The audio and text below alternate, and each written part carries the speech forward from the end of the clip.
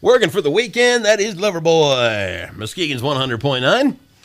Andy O, 8:30 straight down on a foggy Thursday morning. The fog has settled in. It's going to be around till about 10 o'clock, so if you're out and about, make sure you give yourself a little extra time to commute where you need to be. Now, we are talking about the Muskegon Museum of Art, and Judith Hayner is the executive director.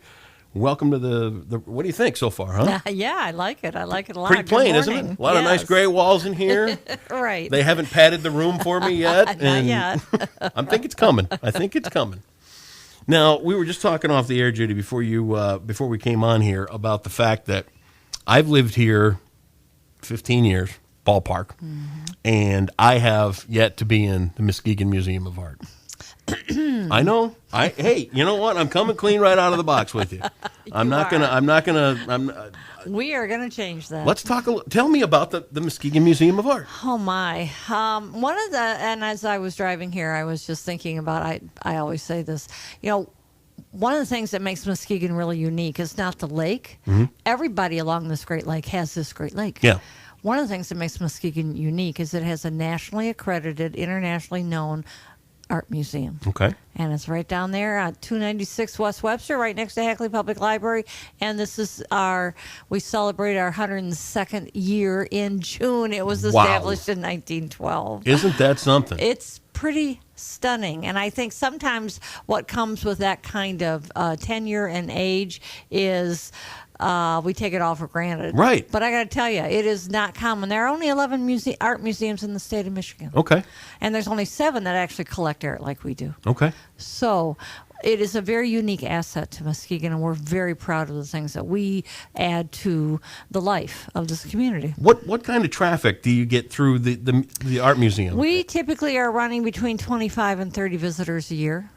25 and 30,000. Oh, sorry, it's early. 25 and 30,000. Hey, you know what? I start this at 4 every day. You tell me it's early. 25 and 30,000 people visitors. a year. Yes. And they come in from all over the state. They do come in from all over the region. Yeah. We've seen visitors this fall from all over the Midwest and beyond, particularly because of the Remember and Rebuild exhibition and another exhibition that we have up now, which is Nancy Crow, who is a quilt artist. Oh. She's an artist who works with fabric, let's put it that way. Sure. So that's brought in a lot of people. Might be a kind of a timely question, and it brings Grand Rapids into the mix a little bit, but does anybody from Art Prize ever find their way over to? I think we do get some visitorship because of all of the traffic in Grand Rapids.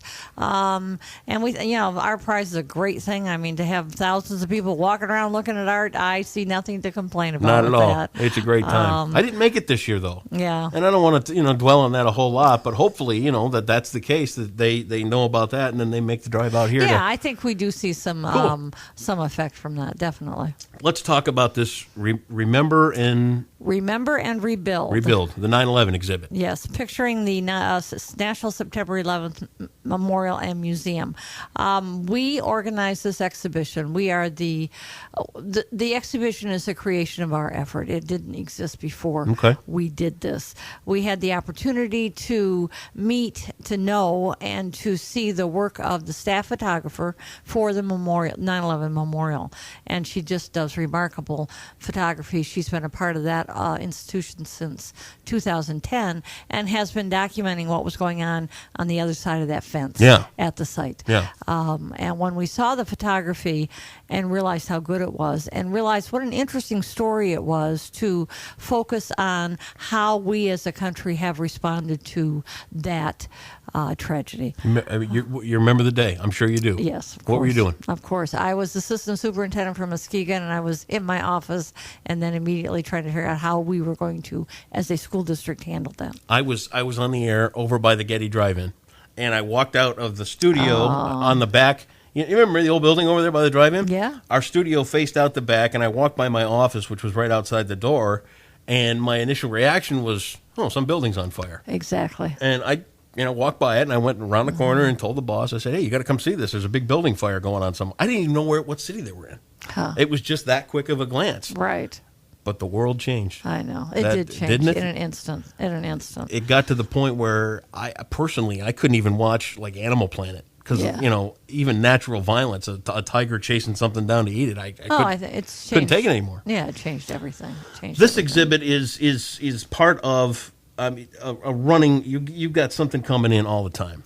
We do 15 different exhibitions a year. Yeah. People and we have a permanent collection that is renowned, and so people have favorites. If they come to the museum, they wind up having favorites in the permanent collection, and those are always there. But what people may not realize is that we have changing exhibitions, and so we put on at least 15 a year. And when people say, "Oh yeah, I've been to the museum. I was there several years ago," you can't imagine what you've missed. Right.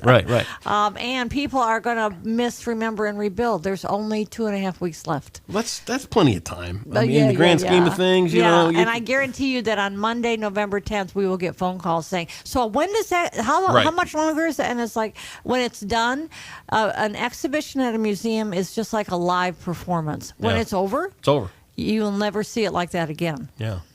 You have a special program coming up, I understand, with some local people. Tonight. Yeah, We have a program tonight of City of Muskegon firefighters who went to 9/11 in September right after the incident to offer their assistance. And we have joining us tonight, hold on a second, retired Lieutenant Art Backstrom, retired firefighter Barry Searles. Sorry, Barry. That's okay. Lieutenant Barry will get over it. Chad Horn and the Assistant Chief Ken Chuddy. They're going to come and they're going to talk about their experiences at Ground Zero. They went there. They went there right after it happened to try to help. So we wanted to bring them in to give them a chance to talk about what they saw, what they did, what they felt. So that's actually our last public program. That's part of this exhibition. We've had a series of them. What time tonight? 6:30 tonight. The doors will open. We'll have some snacks, some great stuff from the Cheese Lady. I love Cheese Lady. A Cheese Lady. I love the Cheese Lady. We do too. And a cash bar, and then the program will start at 7:00. Whenever somebody brings up snacks, they always get like you just did. They open their eyes up wide and they're like, "Hey, we got snacks. You want to come down?" Might be time for Andy to go on a diet. Fine. I'm not above that. Now, down the line, what do we have coming up as well? Oh, my goodness. Well, we've obviously had a very serious fall exhibition that we're extremely proud of.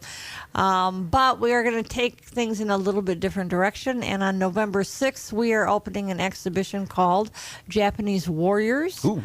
Robots from the Warren Schwartz collection.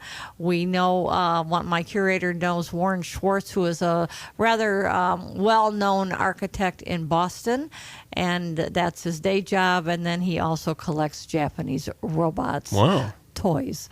So I have some staff members that are having way too much fun getting ready for this exhibition. How about after? Don't you do the Festival of Trees? We do Festival of Trees. Festival of Trees will start on November 20th, and we have a lot of things planned, including a party on Saturday night, Holiday Cheer, Michigan Beer, during the Festival of Trees. So that goes from November 20th to November 30th. Always a crowd pleaser. It is a crowd pleaser. Tap a keg, they'll show up. Exactly. I love that part of this town. I really do. Exactly. Thank you for coming in, Judy. Oh, it's really a pleasure. What a great thing to have in the community, and I have to apologize. Make no bones about it. I need to get down there. We are going to make a date. Boy. I'm going to give you my card. You're going to call me when you get off the radio. I want you to see what we're talking about. I think you'll be surprised. I'm looking forward to it. Judy Hayner, the Muskegon Museum of Art. Thanks for stopping in, and don't forget that program tonight. Gets underway at 6:30? 6:30 at the Muskegon Museum of Art, right down on Webster Avenue, right next door to Hackley Public Library. Perfect. Muskegon's 100.9. Judy, thanks again. Thank you.